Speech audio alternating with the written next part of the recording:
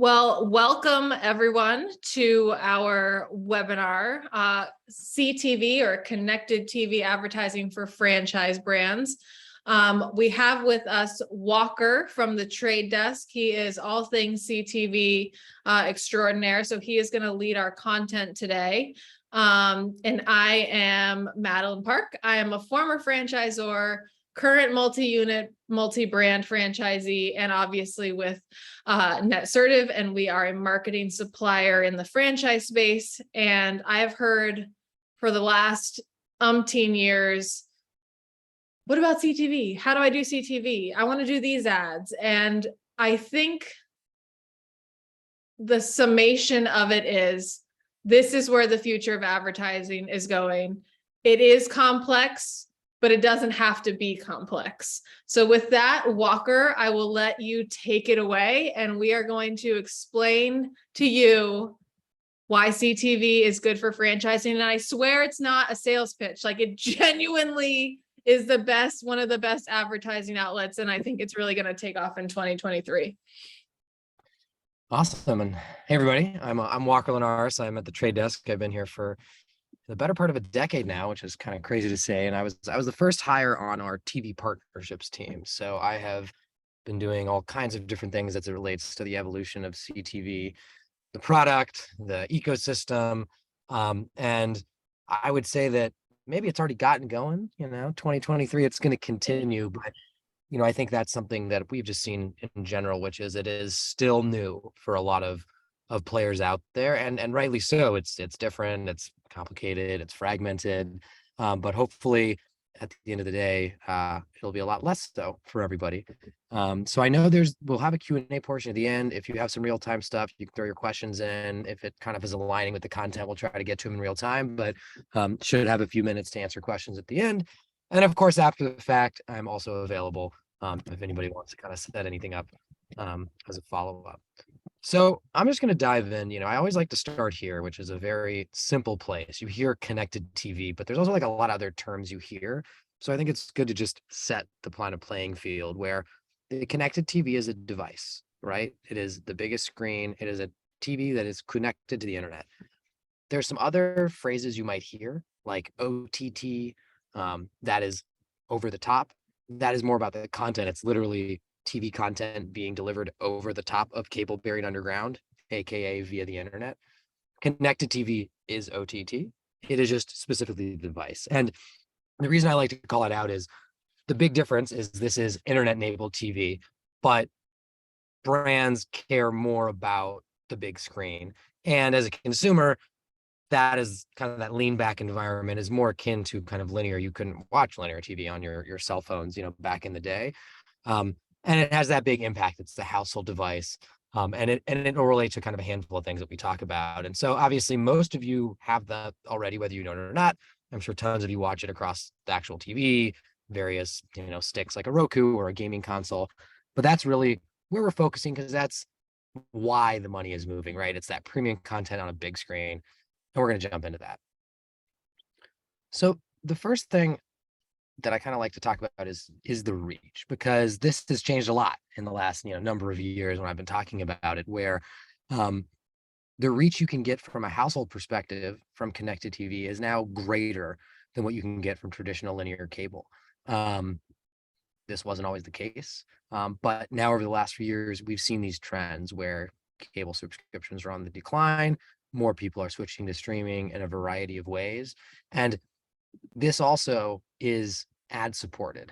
We'll talk more about kind of the Netflix, the Disney Pluses, some of these services that didn't have ads, but now do or are about to launch, like Disney Plus tomorrow. But this is actually what our platform sees. We can reach almost 100 million households in the United States, which is super important, especially when you're talking about somebody who has a smaller subset of the market that they're looking to talk to and to communicate with and to influence. The one caveat here is time spent, right? I think if you look at the, out of 100 hours, it's still weighted a little more time spent towards traditional cable. But there's a lot of other factors that go into that. There's an older demographic group. It's people who are retired and have the TV on all day. More of the younger demographic is in that streaming bucket. But again, for me, the real key takeaway here is this is a huge opportunity. There's massive reach, and it's something that you really need to start thinking about today, because it's almost, I don't want to say already too late, but already something that you really can be taking advantage of with meaningful impact because of the scale that it provides. So this is some data that we've kind of looked at, and I think this is an interesting one because, you know, we've seen a steady growth, right? More streaming services coming out over the years, but when COVID hit, obviously everything changed for a lot of us, and we saw a pretty big spike in that first year of COVID. Everybody was at home, kind of locked up, if you will, and there was kind of a spike. And so there's a lot of concerns and fears that, like, okay, is this just temporary? Is everybody going to, go back to their normal lives and go back outside? And while we did see a decline initially, we've seen that trend really continue and then some, where, now we're seeing nearly double what we saw in terms of scale, compared to COVID. And that just kind of speaks to how quickly it's growing, and in a ton of different places too. So this is a slide that we're going to spend a little bit of time on. Um, this is one that I've had many varieties over the years. Sometimes I had to have multiple slides to really talk through these.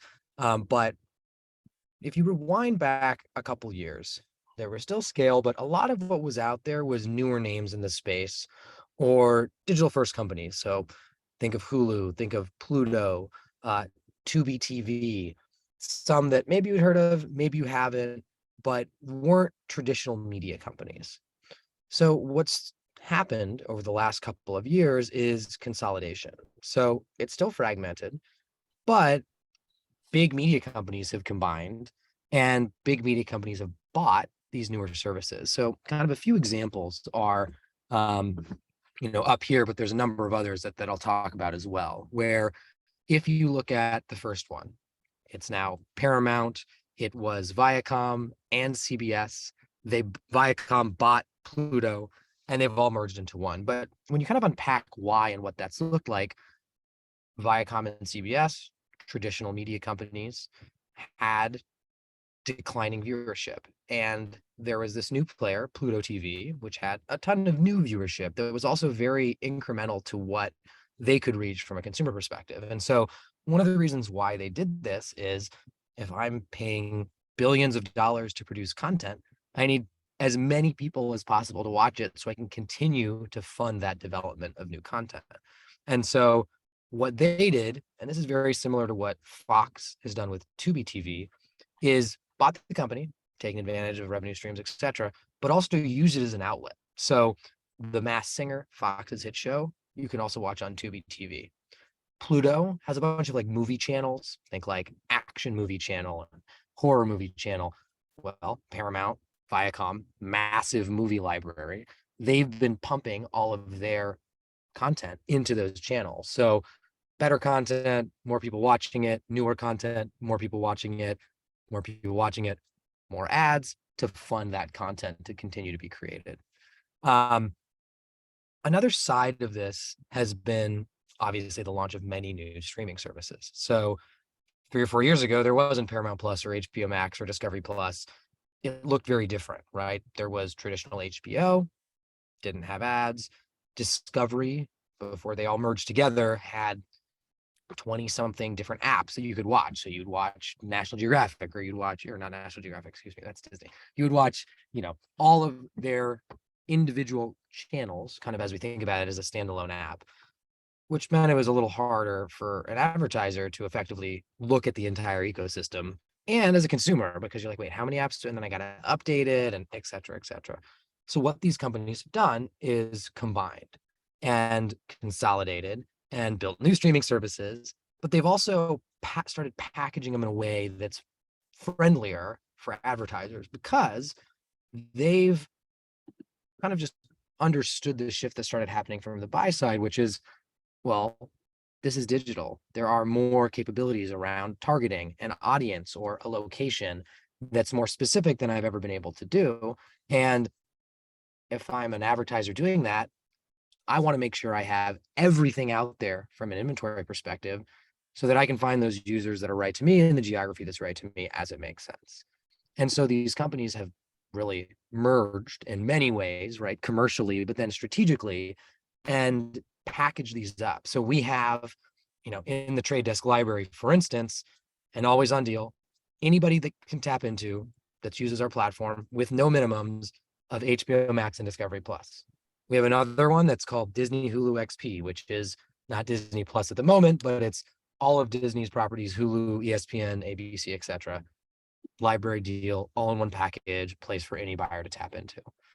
That's something we'll talk about more, but it's a huge shift in how it was sold. Disney used to have an ESPN team and an ABC team, and they all rolled into different people. And if you were doing an agreement with them from like a big upfront perspective, you had 4 or 5 different ones. That's no longer the case. So it obviously benefits certain sides of, the larger advertiser ecosystem from that capacity, but it also really helps everyone because it allows you to take a one-to-many approach of buying, a platform buying approach, so that whatever your goals might be, you're able to, kind of deploy that strategy in a very precise way across everything that's available. And just to throw in like my experience, and mind you, this was like maybe a year or two pre-COVID. So I don't know, what year is it? Like 3 or 4 years ago at this point now.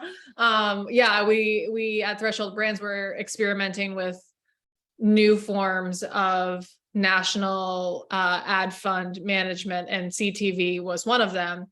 And at the time, I had to call each of the platforms individually, Hulu, Amazon, et cetera, and dealing with, 3 to 10 different proposals, all with different minimums, all with different targeting, audience capabilities. It really became a nightmare. And I think that's what a lot of franchises think when they think of CTV at this point, because when they started exploring, maybe, a couple of years before COVID, it was much more, as you say, fragmented. And now looking into it with all of the acquisitions, and it's just really simplified the process and also taken away a lot of the manual media buying, audience targeting, complexities out of it, which is really great to see. Yeah, that's exactly right. I mean, I remember like when we launched with Hulu in kind of a PMP environment. So, a decisionable, not a guarantee. And it started by, we couldn't tell anybody that we had Hulu, but we could ask if people were interested. And if they were interested, we could then tell Hulu who was interested. And then they would tell us so we could tell them that we had access to Hulu. And eventually, after I say we, in this case, it was me, flooded Hulu's inbox with everyone in our platform that wanted access, big and small. Over time, they realized, okay, wait a minute, let's just put a library deal. I'll stop getting emails. Everybody can access it. Everybody wins. It's scalable. It's a lot easier. But there was that in between where, yes, that's exactly right. It was much more manual, minimums, all of that. And to your point, capabilities. And really that's something that my company, the Trade Desk, is really focused on in general, which is we want you to be able to do whatever you want to do across all inventory. And so we don't take, a lot of asterisks, right? We want you to be able to buy in your, whatever way it is across Paramount and HBO and Peacock and Hulu and everybody out there the same way, and get the same reporting and the same measurement to make it really easy. Awesome. And we do have a question from Cassie, which Cassie, we are going to answer this a little bit later on the slides. But for everyone else, she's asking about, budget for CTV. What about the beta managers' recommendations on, measuring results, CTAs? So we will get into that as well, because I know as a franchise marketer, those are the top things that you're thinking of. Definitely. And I think like at a high level on like the budget and like minimums, like there really are no minimums for utilizing these strategies and accessing this inventory, right? If you want to buy Monday Night Football only from a specific broadcast, maybe something like that might come into play. But if you're just looking to activate, there really are no minimums and it's easy. And we'll talk more about so different, because it used to be 45,000, 25,000. Still to this day, if you want to do, XM radio, they're like, well, minimum buy-in is like 30,000. And I'm like, well, I'm not gonna call you anymore. I think, and we'll talk about this again in a minute, but what is also great about it is not only are there no minimums, but you can start to look at the data to understand what's working better and where you want to allocate maybe more or less investment. So more on that later.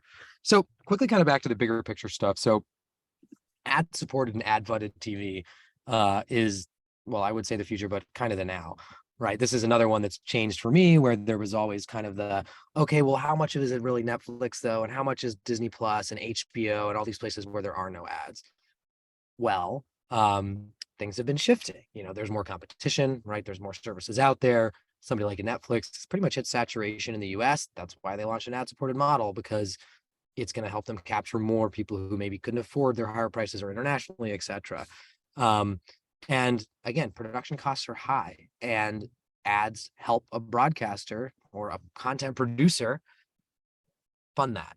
And so that's why we've continued to see this. And, that's something too that, again, an earlier iteration of this, I had kind of that last slide in more of a grid, and it showed these businesses and how they had Disney had Disney Plus with no ads.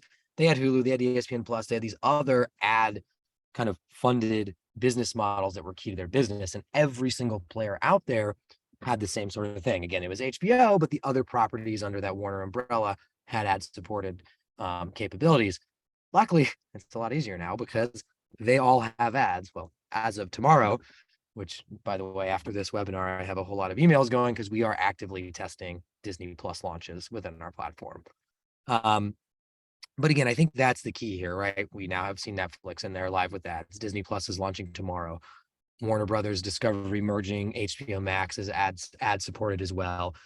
There are less and less gaps. Really, the only one out there is Prime Video that doesn't have ads. Everything else in the ecosystem does.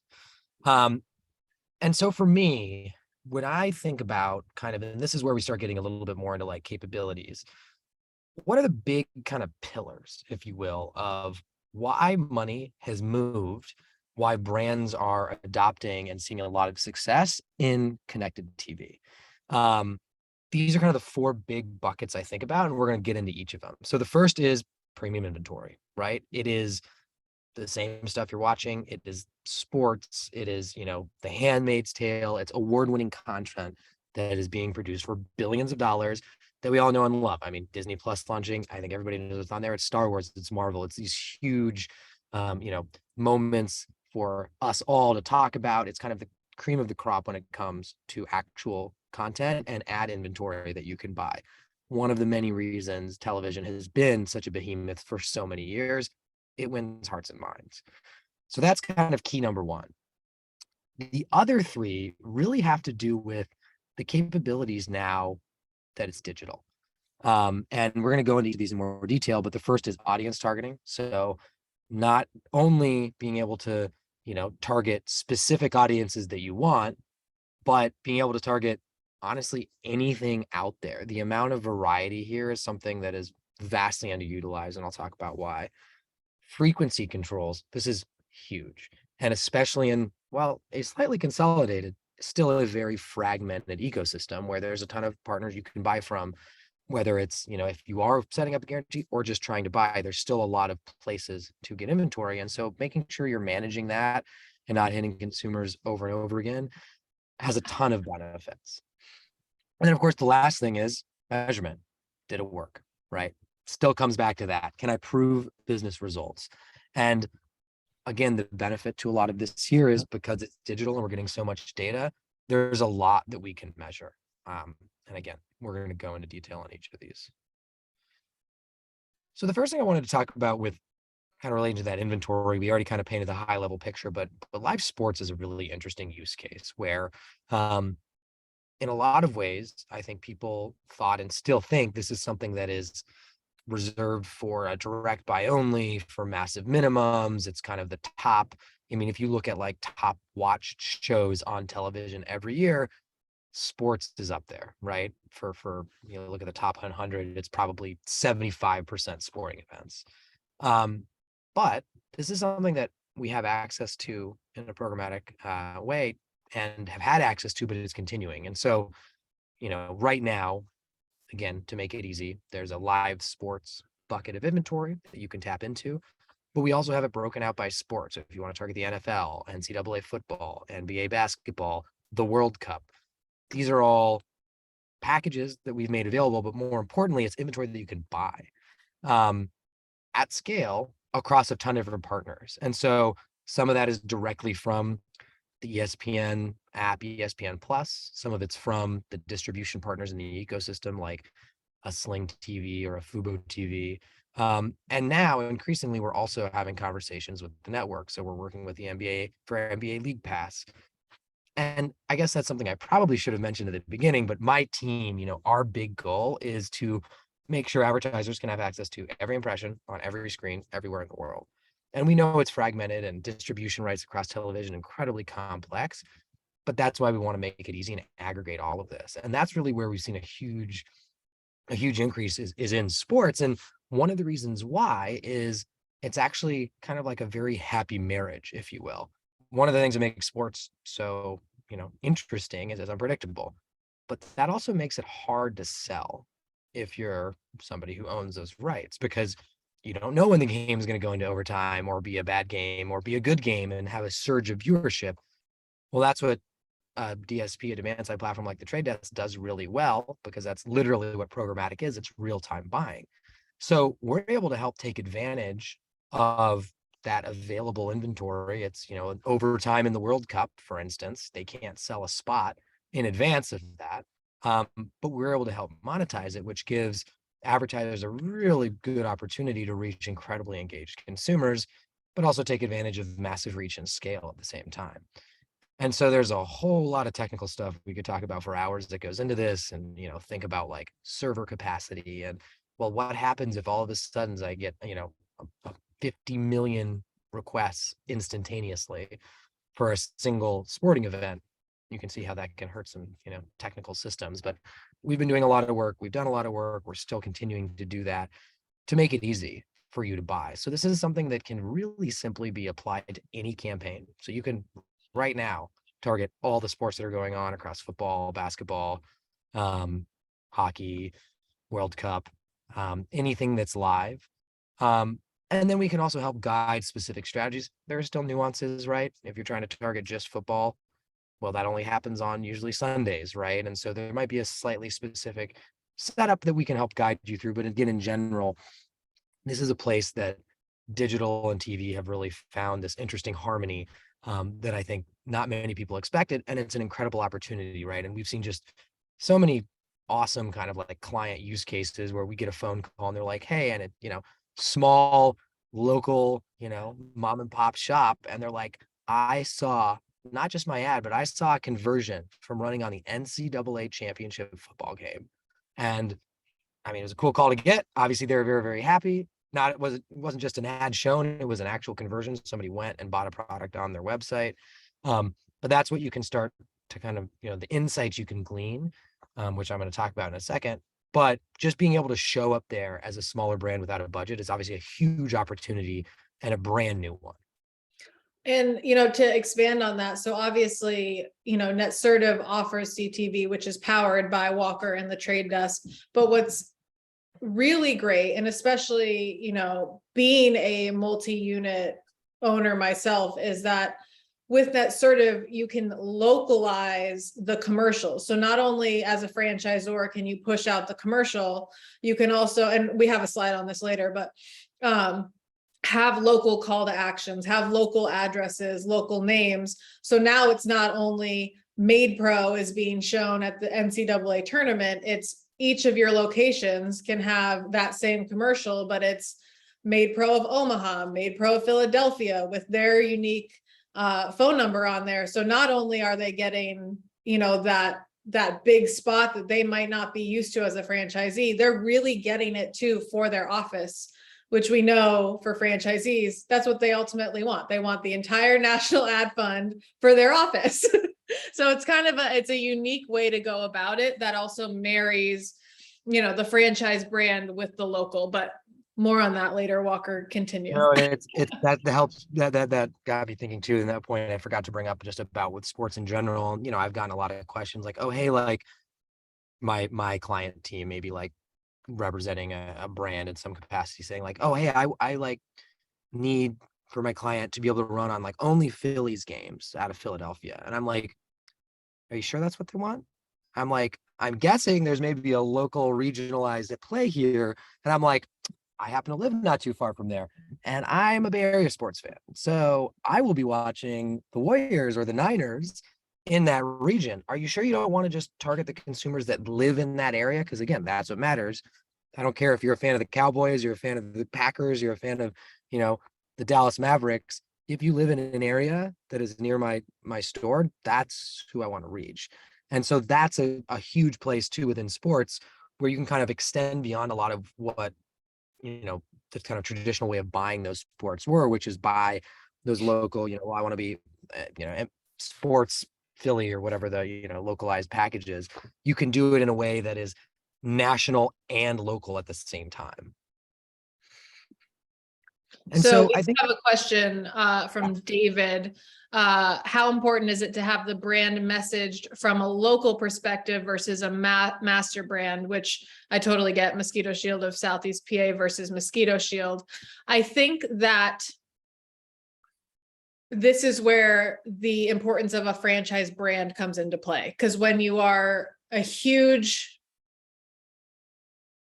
you know, whatever opportunity game, whatever it is that you're offering, you know, people connect more with brands that they know. So they're going to see Mosquito Shield and be like, legit.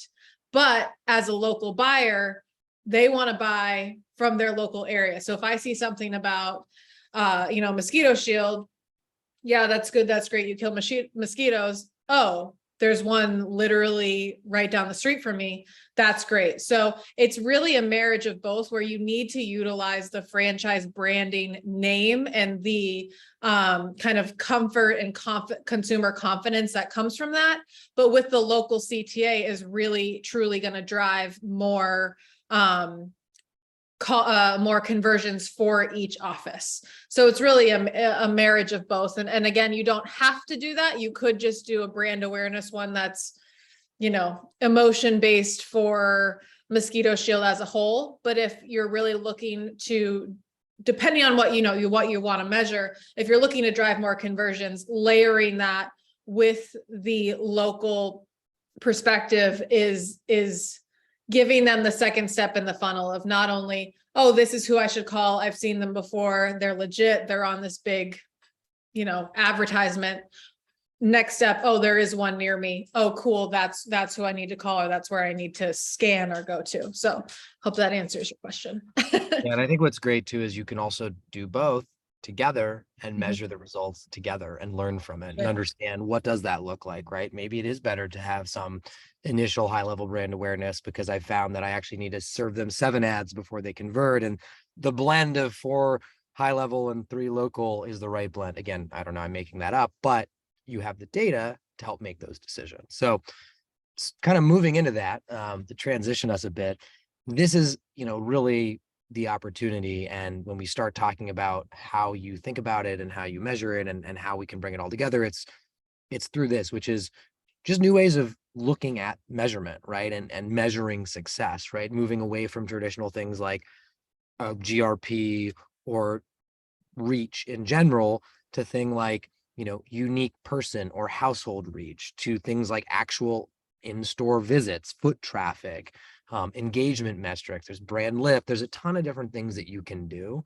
And again, that's what it all comes down to, right? Like what are you trying to actually achieve? It's going to depend, but there's a whole lot more now that you can do to prove that it's working and look at these different metrics to show, oh, well, actually, you know, I paid a little bit more from just like a pure cost perspective, CPM perspective from this partner, but I found that their cost per unique reach in this area was really low and really effective. Maybe I want to invest a little bit more there. So it's just tools to help you think and iterate, right? And that's where the value really lies. So these are my favorite slides. Walker, can you go back real quick? Yeah. Just for Cassie, for this previous question, in terms of recommendations on, you know, measuring results. Again, this is going to depend, same with David, it's going to depend on what your goals are. For instance, newer brands really just are concerned about awareness. You know, that's where you're going to look at engagement, reach, you know, unique targeting or unique visits, that sort of thing. If it's franchise development, you want to see people going to your organic site and converting potentially one step further and getting people on the phone. And then again, if you're looking to lift consumer sales, that could be in-person visits, that could be app install. So it really depends on what you're looking for. A lot of the time we see a mix of both. A good standard is obviously you want to see traffic. You want to see traffic no matter what, if it's on your website, if it's on an app scan. And then, you know, trickle down effect from there is how many of those, you know, new impressions, that new traffic are you capturing and keeping in terms of either callbacks where they're revisiting your website over and over again, or, you know, a conversion. So that's typically where you want to start. And then it kind of, you know, goes down from there. Sorry, Walker, go ahead. Worries. Yeah, and there's another slide a little later with some more measurement stuff too. Great. So there's two slides here that are some of my favorites. And I think it helps paint the picture of why the platform buying is super important. And so this is real data from our platform of basically anytime we saw an impression you could buy, the zip code was filled in blue. Very cool tool. So think of like a Fox or an ESPN app or whatever it might be. So obviously the immediate reaction is like, okay, I think that's the United States, but there's some gaps here, right? This is what it looks like when you look at everything. And admittedly, I think this is actually a little bit outdated. So I think there's going to be even less gaps nowadays, but kind of two big key takeaways here for me, which is one, that's why you should buy everything. That's why my team has grown a lot over the last number of years, is because it's important. We want to keep unlocking that so that you have the ability to buy wherever it might be, whether it is national or hyper localized, and still scale appropriately. The other thing to note here, though, is, well, yes, that's great. And if you're looking now at the country, you're feeling pretty good about being able to scale where you might care about. But look how dense it is in some of those major, you know, heavily populated areas. Well, that's because a lot of us are watching in a lot of places, because again, this is where I always say, kind of put on your consumer hat. You don't really care about where you're watching, what device, what app. You just want to watch that new show your friend told you about, or my wife just wants to binge watch Real Housewives. She doesn't care if it's on the Sling app or if it's on, you know, whatever it might be. She just needs to get her housewife fix. And similarly for me, for sports or whatever it might be, again, oh, who has the rights to this game? Is it NBC? Is it ESPN? I just want to watch it. Well, that then means you might be oversaturating a user because you're not being super precise about that frequency, right? If you don't have a view into everything, you have no way of knowing that it's just not me watching in 4 different rooms on different TVs and on different apps. And that frequency piece has been a place where we've just seen huge efficiency gains, and also a ton of data to help get smarter and understand. You know, we get asked a lot, what is the optimal frequency? And I'm like, I have no idea. It totally depends, but we can help show you, and we can help give you the data to make more intelligent decisions. And so really at, you know, on the right side here, it kind of shows the one at the top. If a publisher is managing your frequency, if you're not buying through a platform, you're doing kind of that old way of buying, of working with all these different players and trying to strike up deals, is, well, you might just be hitting that same person over and over and over again and not really running an efficient campaign, might be oversaturating and leaving actually a bad impression. I'm sure we've all experienced this in some capacity, where you see an ad too many times, you get kind of annoyed with the brand. You can control that. So you can make sure you're creating a better consumer experience. You're driving super efficient results, but then you're learning from it, right? And that you understand what that looks like from a frequency perspective, how that ties into measurement. And this is another place we could go down a huge rabbit hole in terms of capabilities. You know, our platform has all kinds of tools as it relates to frequency, where you can have a high, you know, a large frequency. Like, I never want to go over 15, but I also never want to go over 3 a day or 2 an hour, or et cetera, and learn. But it's also a good way for you to just feel good about what you're doing, hold players accountable. You can understand, like, yeah, I might want to do a lot of advertising on college football on Saturday, right? Especially, you know, earlier on in the season, there's tons of games people watch literally for 12 hours straight. I want to be there, but I don't want to just serve 10 impressions back to back to back on one consumer and then be done. Even if I wanted, 10 exposures throughout the day, I don't want more than like one every 30 minutes. Those are types of controls that you have on top of just, maybe a more regular use case, which is, hey, I want to make sure I'm hitting consumers an appropriate number of times over the course of my campaign. And obviously these are like super complexities that Netsertive and the Trade Desk have professionals to walk you through. So we don't expect you to be like, oh, I know I need to hit them 3 times in an hour. There is data from competitors and people just like you that, you're supported and walk through. Also, Walker, is this just US or does it include Canada as well? So, I'm focusing mostly on the US today. There is inventory available in Canada, little different market, a little behind the US, different subset of kind of inventory out there, like ESPN doesn't exist in Canada. So yes, Canada is definitely available. The general capabilities and features are the same there. It's just a different ecosystem in a different market. So, we can follow up on that, but high level, everything that I'm saying is also applicable for Canada. Just note it is a different market. So there are some just subtleties that may differ depending on the region and things like that. Great. So this is our third 4 pillars for those of you keeping track, which is audiences. And for me, this is just such a big one, and one that I think even the most sophisticated brands are not taking advantage of like they should be.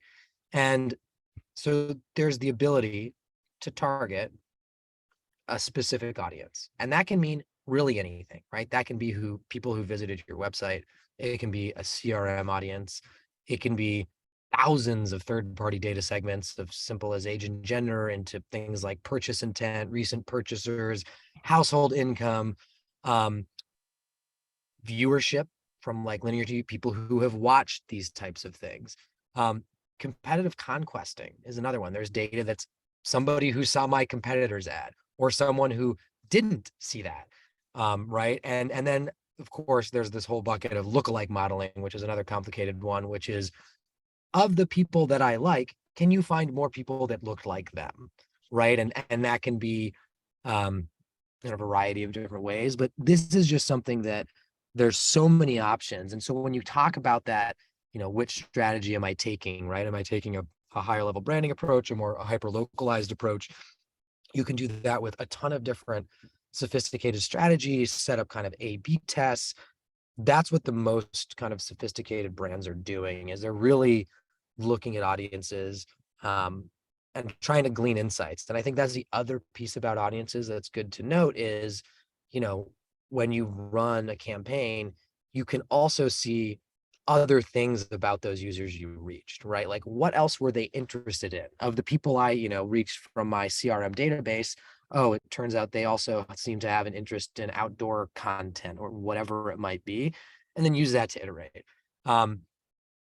And that bottom piece is also super important here. The ability to retarget, right? Or negatively target, if that's the strategy, is super crucial. So targeting a household that had seen the ad on the big screen, you can then retarget them across other devices. So you really can now blend your overall media strategy from the big screen to the computer, to the phone, whatever it might be. And that becomes super valuable, right? Because you can follow up that high level national branding message, whether it's on the TV, maybe the next ad you see, you want them to see that localized ad, but maybe they're not there. Maybe they're on their computer or their phone. You can still retarget them with that next message that makes the most sense to your campaign and brand. And I think this is important to note, is that everyone here knows that we have to touch a consumer more than once to get a conversion. Obviously, your franchises want a 1-to-1 ratio, and that's just not going to happen. And in these days and age, whatever the saying is, there is a very difficult measurement when it comes to, cost per new acquisition, because they can see you in a million different places and you never get a really clear view of that. And people are really 50-50 on social media because that's where people are, but also not necessarily where quality comes into play or conversion comes into play. With this sort of thing, you're able to have all of those touch points and all of the measurement that can go into a conversion. So it's really taking it a step further. So it's almost as valuable as, I would say, in franchising, our PPC budgets right now, or for some home service brands, their direct mail. So not only are you getting the measurements and conversions, you're also getting obviously the touch points and all in one place. We do have a question. Can you focus on day parting, like with standard TV, early morning, early prime, or prime time? Yeah, I mean, you can, it's funny that it's a good question, because one, the joke I like to used to say was like, well, technically in CTV, anytime is prime time. Just depends on who's watching. But in terms of actually what you can do is you can do whatever you want in terms of targeting, right? You can set up, I never want to reach users between these time frames. I want to pay more, or I'm willing to pay more in these time frames, or pay less in others. So you can definitely do that. My general advice is, what we've seen is, viewership in connected TV, because a lot of it is on demand, doesn't always follow the traditional linear buckets, right, of prime time, et cetera. It doesn't mean that you can't do that and there's not value there. You have the data to show whether it's working or not. But what we have seen is, because a lot of it's on demand, or in some cases, things like, new shows are launched on Fridays or on Sundays for certain services, there's different kinds of peaks and valleys in the inventory. So just kind of nothing that you should or shouldn't do. The good news is you have the ability to do whatever you want. And then, of course, you have the data to show, was that effective? And I think we've seen a variety, right? We've seen cases where that more traditional setup shows a lot of success, and we've seen others where it doesn't, but it not necessarily because of what they were targeting. It was more around how they were going about doing it, what the goals of their campaign were, et cetera. And I think, one more thing on the targeting that I want to reiterate, especially for our, the franchise sector, is when we say targeting, Walker truly means anything, anywhere. So if you wanted to run a campaign because you need to launch 3 stores in Omaha, you can do geo-targeted household income by zip for that specific campaign. And then, maybe a franchisee is like, hey, I really want to try CTV. Is this an option? And they are in Philadelphia and own a weird territory in Philadelphia. Well, you can carve out those zip codes and carve out household income and, DMAs and stuff like that. So there's a lot of different ways to go into targeting. One, it's both the demographics and geographic. So I think that's a very important thing to note. And also, because there's no real minimum constructs, is I used to have to go back and forth with some of our big franchisees that said, mate, do you guys want to do a 3 or 4-way split on a radio spot or a cable spot, because it was so expensive, and the geographic covered, most of their areas. That's not the case anymore, because the minimums are so almost non-existent at this point. So just, something to think about as well. And actually, that reminds me of one of my favorite kind of tools that you can kind of use. And I don't know if it's like really a tool or a feature. I'm not going to go into the details, but for hyper localized, you can, let's say you have 20 zip codes, right, that matter to you. You don't have to just do that. What you can do is you can get really sophisticated and say, I'm willing to pay the most for the people that are within that like 10-mile radius. But like, I've seen people up to 50 miles out actually do this, or again, whatever the number is, I'm making it up. And you can say like, well, I still want to target them, but I don't want to pay much. And you can set it up so that you do that. So say you have your 10 zip codes that are right, and right around that location, but then there's 10 more that are a little bit on the periphery where some are, kind of hit or miss. You can set it up to test with pricing in mind, so that you're paying less for those that are farther away than those that are closer, right? And so that's just one example of how you can get incredibly sophisticated in a very hyper localized way, to understand, well, what is the farthest away I should go, and what is price, kind of what is that happy balance. So there's really a lot there that you can do that's super sophisticated and interesting, and again, super valuable, because the way that lines have been drawn in traditional advertising, things like zip codes, like that has nothing necessarily to do with the consumer. Yes, it relates, but there's people that like to go to this brewery by my house where they're buying like, 30 cases of beer and they're like, oh yeah, we live like 2.5 hours away. It's like, I doubt the brewery would ever try to market to them, but hey, they came once, they made a lot of money. In any case, you get the idea. Um, well, Yeah. one last question for geo-targeting. Is it by zip or can you target subdivisions within a zip, like a street or a county? I think that's like zip. We Yeah, can I go think into that later too. think- I think it's pretty yeah, nitty gritty, but I think zip is the smallest. I'm not 100% sure though. But you can definitely go beyond that as well, yeah, like large. sure. Um, Cool. so I had kind of already touched on this a bit, which is that measurement. And this is something that's again available to anybody buying. It's called a path to conversion report. Does not look like this. It looks way more complicated, but it shows what we talked about earlier, which is I know one touch point isn't enough, usually isn't what actually is happening. Well, what is enough? What is actually happening? And that's what this shows throughout the course of the campaign, or in this case, it's, about a week and change. How long did it take to convert? And were all of the places that they visited. And so this is a place, again, where we've seen a ton of, oh, well, would my CTV buy be benefited by a display campaign also? Generally, the answer is yes. We have some case studies and stuff like that, but you can start to see that. You can see how did these play together? How does adding audio and adding, online video to the mix impact things? And then, of course, doing it in a controlled way where you're targeting it, with a proper frequency in mind, maybe sequential messaging, etc. But super valuable to kind of understand what's happening, show the success, and then iterate and get smarter. And then this is kind of that like catch-all bucket, if you will, of what is available really. And what I always say, and I kind of joke, is, this isn't a sales, pitch. It's not. I'm not a salesperson at all. I'm the one that they tap to come in to do something like this, to be a subject matter expert. And what I always kind of have to remind our sales team is like, we can probably do anything that they want. There's something there. It's just, what are they trying to achieve? That's really the question we need to be answering, or asking, getting an answer to. Whether it's upper funnel, mid, lower, there's something there. There is measurement that we can offer. Foot traffic. You can see, did somebody actually physically visit my store? Things like, again, brand lift, in-store purchases, and then everything else kind of we've talked about. There's tons of opportunities available, and ways that you can measure success. And that's, it's a marketplace approach, right? Whether it's inventory or it's measurement or it's data, there is no one size fits all. And you can look at multiple things, right? You don't just have to pick one. You can look at things like a actual online conversion and also measure in-store purchases on the same campaign, see how they differ, etc.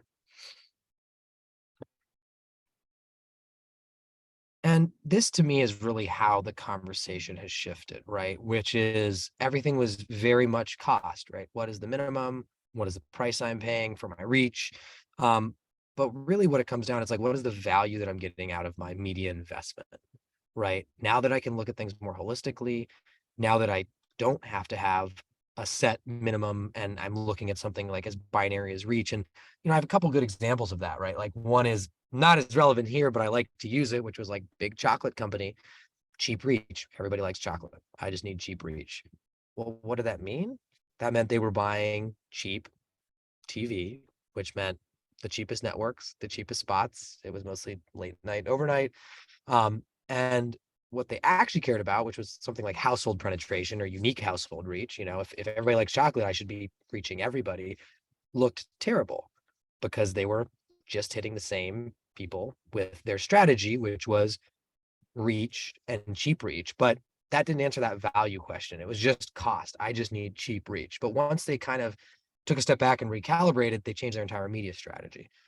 This is something that we've just seen across the board. And it's always just what I encourage people to think about, right? It's, what is the value I'm getting? Because, I manage a partnership with Disney and I talk to them and they say, well, we're Disney, it's worth more.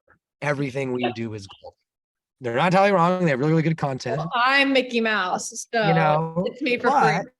but at the same time, if you see better success on something that's a little less known, or the price points are very different. And you're like, look, the price point for Hulu and Peacock are double that I'm seeing across HBO Max and Sling. And again, I'm just using examples.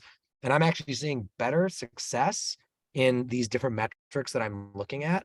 Like, good. Or the inverse. Well, they're more expensive from a CPM perspective than these other ones, but I'm seeing like quadruple the results from an actual business outcome. So it's actually worth me paying more, right? And that's what we've seen, right? Where if you have a high value first party audience, we have brands that are willing to pay almost anything to reach them as it makes sense to the brand, right? Maybe an example like something like a financial services company where we like literally willing to pay anything because of the value of that client to them.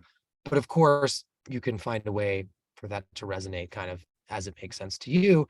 There's tons of ways to measure the value and the success, and it's just really moving beyond just cost, right? It's taking advantage of all these tools, reaching users over and over again, but in a very measured way across channels with frequency that makes sense to you and as a brand with cost in mind. That's where this all comes together. And I think that's, again, when you think, why have people shifted huge amounts of money into this channel? It's that we can start to prove the value, right? Maybe this, again, that CPM cost is higher than what I was buying in linear, but I can just prove very quickly how the exact value I'm getting, and the conversions can speak for it. So when we have these conversations and we get pushback because a buyer's like, well, how do you know it's working? It's a nice and easy conversation because we can easily show them with a ton of data what that value is. It's not going to be the same, right? That's the key. It differs for every brand and every strategy, but that's what we want to do. We want you to be able to prove and give you all the data that you can that this is a valuable investment. This is where I should either put more money or I should pull back money or whatever makes sense to your brand. And Cassie had another question. Do you think CTV ads need information like phone number, email, or address, or will people just Google it? So for this, I always like to say it's the opposite of less is more. I always say more is more as long as it's done by a graphic professional. Because, if you run an ad and it doesn't have any, you're just hoping people Google it. That's what you're doing. You're hoping you'll get the data at some point, or you're hoping they're going to click on the PPC ad or, get to your link. Everyone knows that they're, in your different segments, different people like to contact people in different ways. Just like when people call me, I'm like, don't call me, text me. And my mother-in-law, who buys everything she sees on the internet, is like, no, I'm calling them immediately when I see that. So I specifically think a CTV ad, especially if it's consumer focused, should have a localized component, or at least, a generic phone number, an email that it can go to. The more localized, the better, because more people they want to interact with local owners in their local area.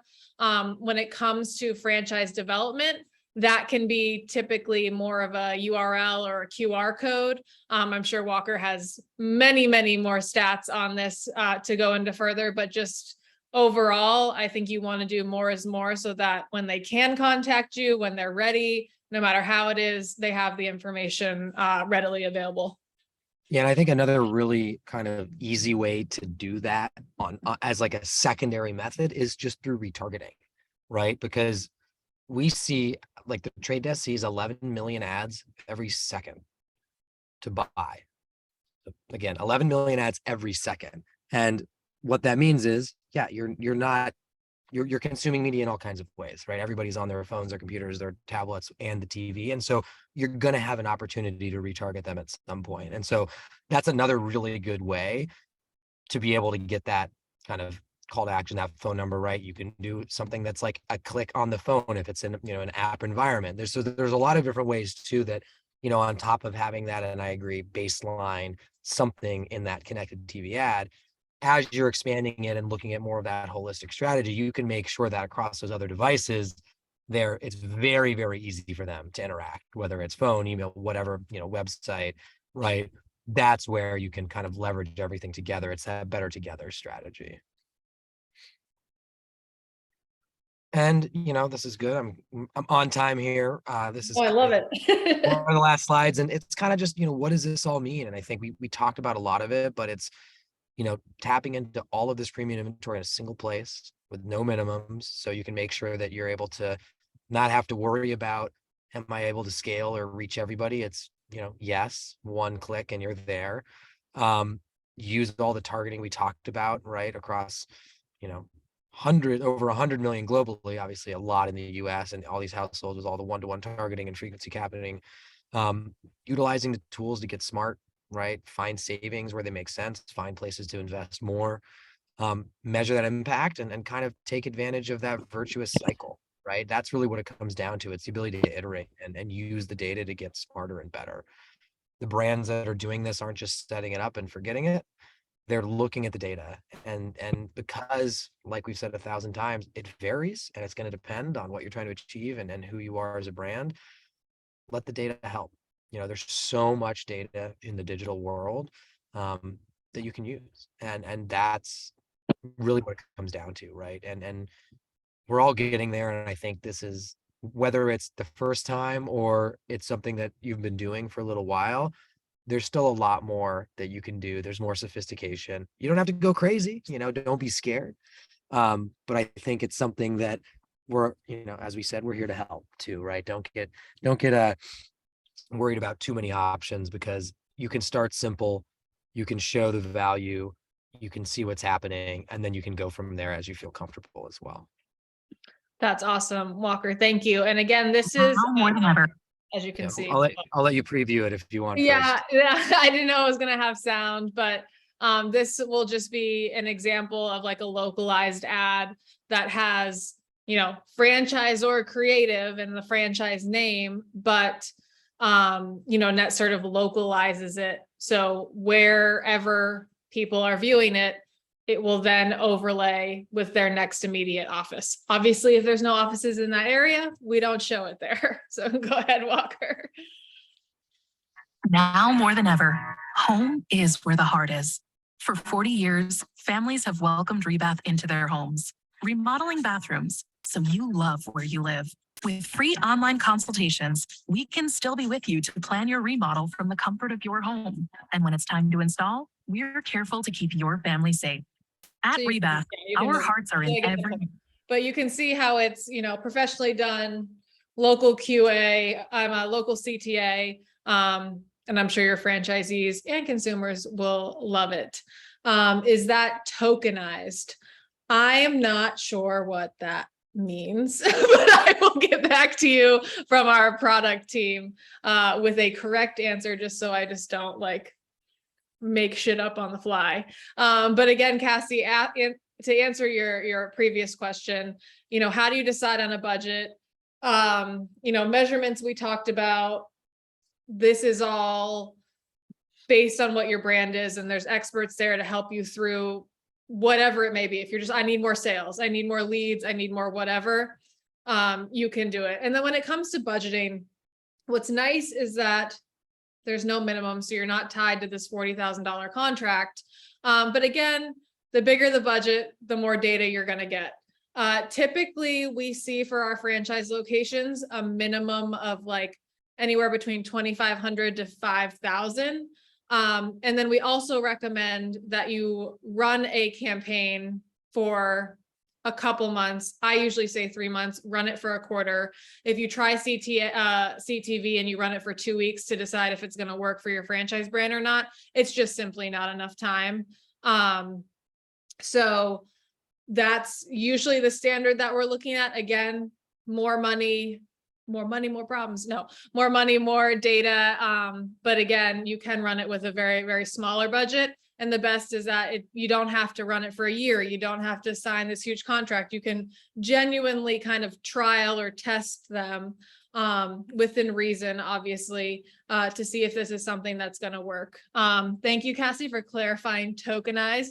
The info does change with local content. So Netsertive built a software that is our pride and joy that optimizes and localizes all of the creative. So one ad, and then all of the ads will have different phone numbers, different addresses. We just have to, fill in all of the locations you need, and it's done automatically.